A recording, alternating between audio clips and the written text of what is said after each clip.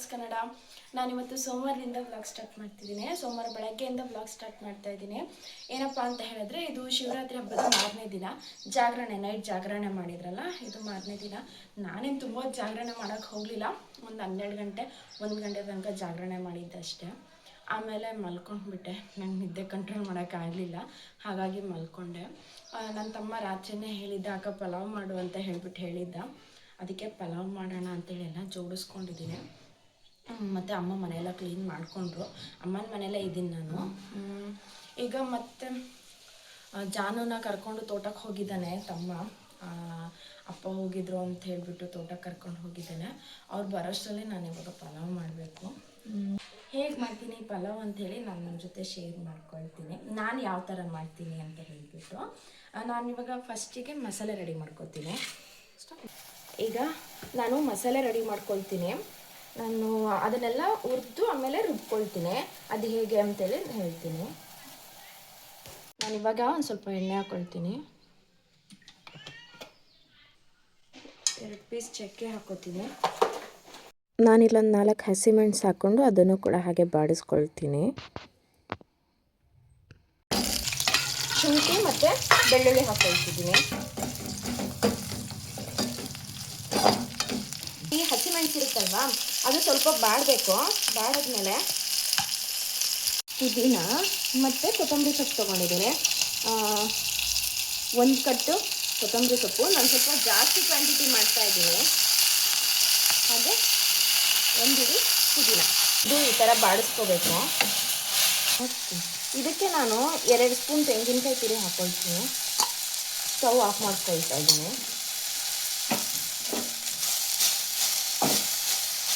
ಇದನ್ನು ನೀರು ಹಾಕ್ತೇನೆ ಡ್ರೈ ಆಗಿ ರುಬ್ಕೊಂಡು ಬರಬೇಕು.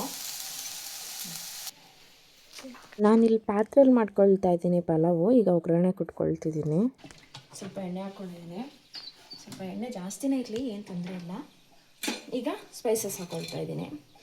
ಚಕ್ಕೆ, ಲವಂಗ, ಚಕ್ರಮೊಗ್ಗು, ಇದು ನಂಗೆ ಗೊತ್ತಾಗ್ತಿಲ್ಲ ಇದ್ರ ಹೆಸರು, ನೀವು ಹೇಳಿ. ಅದು ನೋಡಿ ಬಿಸಿಯಾಗಿದೆ. ಈರುಳ್ಳಿ ಹಾಕ್ತೀನಿ. ಸ್ವಲ್ಪ ಕಲರ್ ಚೇಂಜ್ ಆಗಬೇಕು, ಅಲ್ಲಿ ತನಕ ಬಾಡಿಸ್ಕೊಳ್ಳೋಣ. ನೈಟ್ ಬಟಾಣಿ ಕಾಳು ನೆನೆಸ್ಕೊಂಡಿದ್ದೆ, ಅದನ್ನು ಸೇರಿಸ್ಕೊಳ್ತೀನಿ.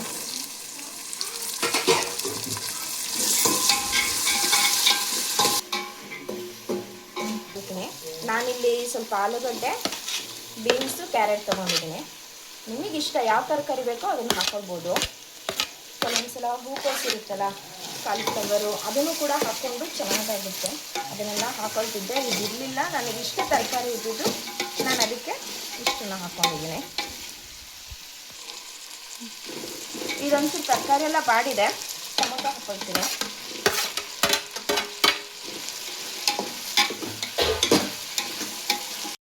ಈಗ ಸ್ವಲ್ಪ ಉಪ್ಪು ಹಾಕ್ಕೊಳ್ತೀನಿ.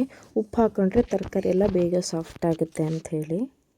ಇದು ಮಸಾಲೆ ರುಬ್ಕೊಂಡು ಬಂದಿದ್ದೀನಿ. ನೀರು ಹಾಕಬಾರ್ದು, ಹಾಗೆ ರುಬ್ಬಬೇಕು.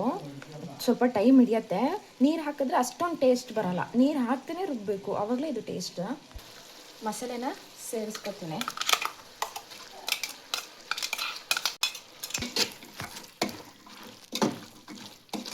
ಇದು ಮಸಾಲೆ ಹಾಕಿದ್ದೀನಲ್ಲ, ಅದೊಂದು ಸ್ವಲ್ಪ ಎಣ್ಣೆ ಬಿಡಲಿ, ಅಲ್ಲಿವರೆಗೂ ಸ್ವಲ್ಪ ಬೇಯಿಸ್ಕೊಳ್ಳೋಣ.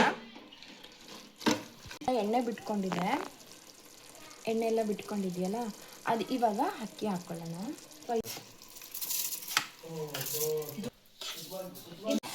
ಎಲ್ಲದೂ ಒಂಚೂರು ಮಸಾಲೆ ಇಟ್ಕೊಳ್ಳಿ. ಒಂದು ಲೈಟಾಗಿ ಒಂದು ಮಿಕ್ಸ್ ಕೊಡ್ತಿದ್ದೀನಿ ಅಷ್ಟೇ. ಇವಾಗ ಅದಕ್ಕೆ ನೀರು ಹಾಕ್ಕೊಳ್ತೀನಿ. ಆ್ಯಕ್ಚುಲಿ ಅದಕ್ಕೆ ನೀರು ಹಾಕ್ಕೊಳ್ಳೋಣ.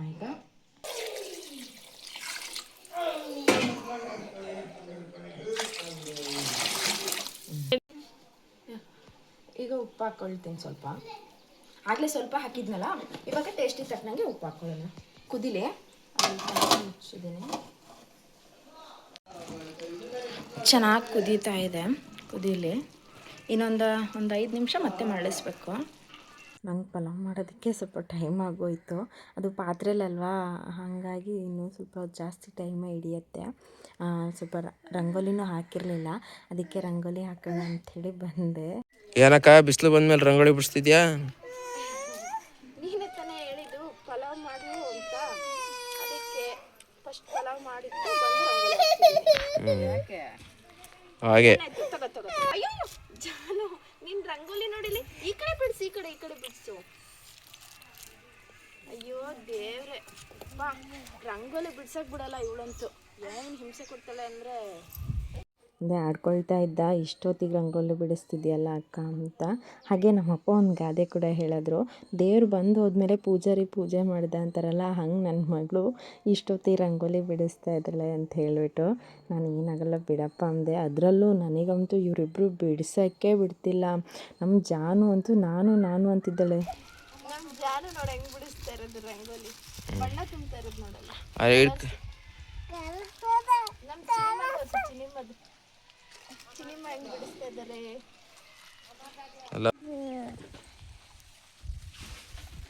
ಈ ಮಗು ಕಡೆಯಿಂದ ರಂಗೋಲಿ ಬಿಡಿಸ್ತೀವಿ ಅಂದರೆ ಯಾವುದೇ ಕಾರಣಕ್ಕೂ ಆಗಲ್ಲ, ಎಲ್ಲ ಹಾಳು ಮಾಡಿದ್ಲು. ನಾನಂತರ ಬಿಡಿಸಿದ್ರೆ ಅದು ಹಂಗಲ್ಲ ಮಮ್ಮಿ, ಹೀಗೆ ಅಂತ ಬಿಡ್ಸಕ್ಕೆ ಬಂದಿರೋದು.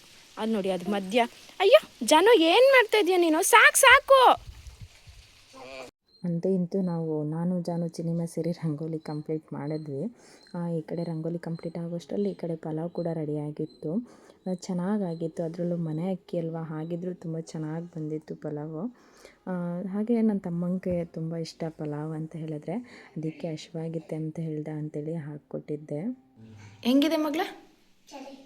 ಚೆನ್ನಾಗಿದ್ಯಾ? ನೀನು ತಿನ್ನಪ್ಪಷ್ಟು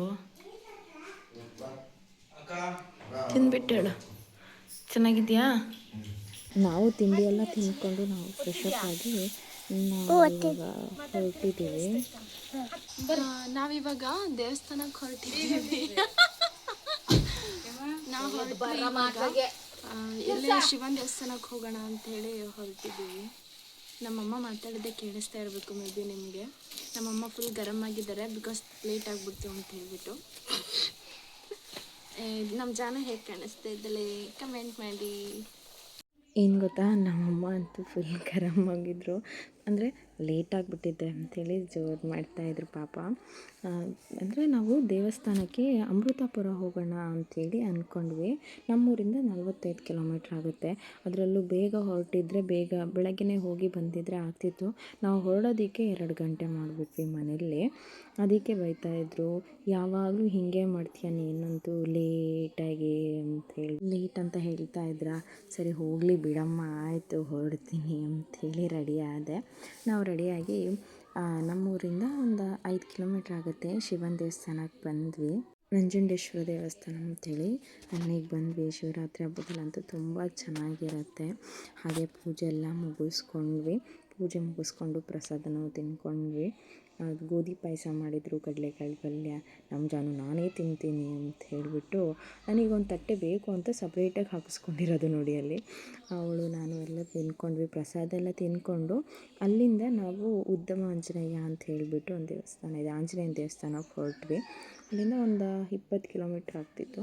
ಅಲ್ಲಿಗೆ ಹೋಗೋಣ ಅಂಥೇಳಿ ಅಮ್ಮ ಫಸ್ಟಿಗೆ ಅವರು ಅಲ್ಲಿಗೆ ಹೋಗೋಣ ಅಂತ ಹೇಳ್ಬಿಟ್ಟು ಹೇಳಿದರು. ನಾನಿವತ್ತು ಶಿವರಾತ್ರಿ ಹಬ್ಬ ಇತ್ತಲ್ಲ ಅಮ್ಮ, ಫಸ್ಟು ಶಿವನ ದೇವಸ್ಥಾನಕ್ಕೆ ಹೋಗೋಣ ಅಮ್ಮ, ಆಮೇಲೆ ಬೇಕಿದ್ದರೆ ಆಂಜನೇಯನ ದೇವಸ್ಥಾನಕ್ಕೆ ಹೋಗೋಣ ಅಂತ ಹೇಳಿಬಿಟ್ಟು ಹೇಳಿದ್ನ. ಸರಿಮ್ಮ ಆಯಿತು ಅಂತ ಹೇಳ್ಬಿಟ್ಟು ಹೇಳಿದ್ರು. ಅದಕ್ಕೆ ನಾವು ದೇವಸ್ಥಾನಕ್ಕೆ ಅಲ್ಲಿ ಹೋಗಿ ಅಲ್ಲಿ ಮುಗಿಸ್ಕೊಂಡು ಇಲ್ಲಿಗೆ ಬಂದ್ವಿ. ಇಲ್ಲಂತೂ ಎಷ್ಟೊಂದು ಮಂಗಗಳಿದೆ ಅಂದರೆ ನೋಡಿ, ಸಖತ್ತು ಮಂಗಗಳಿದೆ. ಭಯ ಆಗುತ್ತೆ, ಏನೂ ಕೈಯಲ್ಲಿ ಇಟ್ಕೊಂಡಿರೋ ಹಾಗಿಲ್ಲ, ಎಲ್ಲ ಕಿತ್ಕೊಂಡು ಹೋಗ್ತವೆ. ಇಲ್ಲಿ ನೋಡಿ ಮರಿ ಮಂಗಗಳು ಹೆಂಗಿದ್ದಾವೆ. ಅದಕ್ಕೆ ನಮ್ಮ ಚಿನಿಮ್ಮ ಹೇಳ್ತಾ ಇದ್ಲು, ಮಮ್ಮಿ ಅಲ್ಲಿ ನೋಡಲ್ಲಿ ಮಮ್ಮಿ ಮಂಗ, ಇದು ಮರಿ ಮಂಕಿ ಅಂತ ಹೇಳ್ಬಿಟ್ಟು ಹೇಳ್ತಾಯಿದ್ರು. ನಮ್ಮ ಜಾನು ಫುಲ್ ಖುಷಿ ಅದನ್ನು ನೋಡಿಬಿಟ್ಟು ಬಾಯಿಲಿ ಅಂತ ಹೇಳ್ತಾ ಇದ್ಲು. ಅವಳಂತೂ ಹೆದರೋದೇ ಇಲ್ಲಪ್ಪ, ನಮಗಂತೂ ಭಯ ಆಗುತ್ತೆ, ಅವಳಂತೂ ಹೆದರೋದೇ ಇಲ್ಲ. ಹಾಗೆ ದೇವಸ್ಥಾನ ಸ್ವಲ್ಪ ರಿಪೇರಿ ಮಾಡ್ತಾ ಇದ್ರಲ್ವ, ಹಾಗಾಗಿ ಹತ್ರ ಹೋಗೋಕ್ಕಾಗಲಿಲ್ಲ, ಹತ್ರದಿಂದ ಕೈ ಮುಗ್ಕೊಳ್ಳೋಕ್ಕಾಗಲಿಲ್ಲ. ದೂರದಿಂದನೇ ಪೂಜೆ ಎಲ್ಲ ಮುಗಿಸ್ಕೊಂಡ್ವಿ. ಪೂಜೆ ಎಲ್ಲ ಮುಗಿಸ್ಕೊಂಡು ಇನ್ನೊಂದೇನು ಗೊತ್ತಾ, ಈ ದೇವಸ್ಥಾನದಲ್ಲಿ ಕಾಯಿನ್ ಇರುತ್ತಲ್ವ, ನಾವಿವಾಗ ದೇವರಲ್ಲಿ ಏನಾದರೂ ಬೇಡ್ಕೊಂಡು ಈ ಥರ ಅಂಟಿಸಿದ್ರೆ ಅದು ಅಂಟ್ಕೊಳ್ಳುತ್ತೆ. ಆಗುತ್ತೆ ಅಂದರೆ ಅಂಟ್ಕೊಳ್ಳುತ್ತೆ, ಆಗಲ್ಲ ಅಂದರೆ ಅದು ಅಂಟ್ಕೊಳ್ಳೋದಿಲ್ಲ. ನನಗಿದ್ರಲ್ಲಿ ನಂಬಿಕೆ ಇದೆ, ಯಾಕೆಂದರೆ ನನಗೆ 2-3 ಸಲ ನಾನು ಟ್ರೈ ಮಾಡಿದ್ದೀನಿ, ಅದು ನಡ್ತಿದೆ. ಹಾಗೆ ಪೂಜೆನ ಮುಗಿಸ್ಕೊಂಡು ಪ್ರಸಾದನೂ ಇತ್ತು, ತಿಂದ್ಕೊಂಡು ನಾವಿವಾಗ ಮತ್ತೆ ಊರಿಗೆ ಹೋಗಬೇಕಿತ್ತಲ್ವ, ಊರಿಗೆ ಬರ್ತಾಯಿದ್ದೀವಿ. ನನ್ನ ತಮ್ಮ ಭದ್ರಾವತಿಗೆ ಡ್ರಾಪ್ ಮಾಡ್ದೆ, ಅಲ್ಲಿಂದ ಬಸ್ಸಿಗೆ ಬಂದ್ವಿ. ಹಾಗೆ ಶಿವಮೊಗ್ಗದಲ್ಲಿ ಸ್ವಲ್ಪ ಮಕ್ಕಳಿಗೆ ಎಲ್ರಿಗೂ ಬಟ್ಟೆ ತೊಗೊಂಡು ಮತ್ತು ಮನೆಗೆ ಹೊರಡೋಣ ಅಂತೇಳಿ ಮನೆಗೆ ಹೋಗಿ ಬಂದ್ವಿ. ಇಲ್ಲಿ ನೋಡಿ ನನ್ನ ಮಕ್ಕಳಿಬ್ಬರು ಮಿರರ್ ಮುಂದೆ ನಿಂತ್ಕೊಂಡು ಅಲ್ಲಿ ಆಟ ಆಡ್ತಾ ಇದ್ರು. ಅದೊಂದು ಗ್ಲಿಮ್ಸ್ ತಗೊಂಡೆ. ಮನೆಗೂ ಬಂದ್ವಿ. ಬರ್ತಾ ಆಲ್ರೆಡಿ 7:30 ಆಗಿಬಿಟ್ಟಿತ್ತು. ಅತ್ತೆನೂ ಅಡುಗೆ ಮಾಡಿದ್ರು, ಹಬ್ಬದ ಅಡುಗೆನೇ ಮಾಡಿದ್ರು ಮನೆಯಲ್ಲಿ. ಅಲ್ಲೇ ಇತ್ತು. ಚೆನ್ನಾಗಿದೆ. ಚೆನ್ನಾಗಿದೆ. ಸರಿ. ಊಟನೂ ಚೆನ್ನಾಗಿತ್ತು. ಇವತ್ತಿನ ದಿನ ಹೇಗಿತ್ತು, ಈ ವಿಡಿಯೋ ಇಷ್ಟ ಆಗಿರುತ್ತೆ ಅಂದ್ಕೊಳ್ತೀನಿ. ಇಷ್ಟ ಆದರೆ ಪ್ಲೀಸ್ ಲೈಕ್ ಮಾಡಿ, ಕಮೆಂಟ್ ಮಾಡಿ, ಹಾಗೆ ನನ್ನ ಚಾನಲ್ನ ಸಬ್ಸ್ಕ್ರೈಬ್ ಮಾಡ್ಕೊಳ್ಳಿ. Thank you.